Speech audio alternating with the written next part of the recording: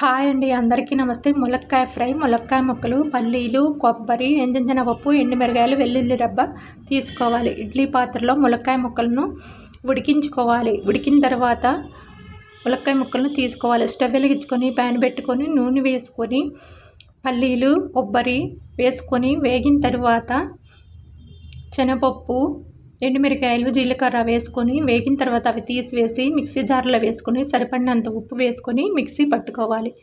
Stove వెలిగించుకొని pan పెట్టుకొని నూనె వేసుకొని నూనె హీట్ ఎక్కిన తర్వాత తాలింపు గింజలను వేసుకొని అవి వేగిన తర్వాత ములక్కాయ ముక్కలను వేసుకొని బాగా వేగనివ్వాలి. చిన్న స్పూన్ పసుపు వేసుకొని ములక్కాయ ముక్కలు వేగిన తర్వాత మిక్సీ పట్టుకున్న కారమును వేసుకొని వేగనివ్వాలండి. ములక్కాయ ఫ్రై అండి, చాలా టేస్ట్గా ఉంటుంది. ఈ వీడియో నచ్చితే లైక్ చేయండి.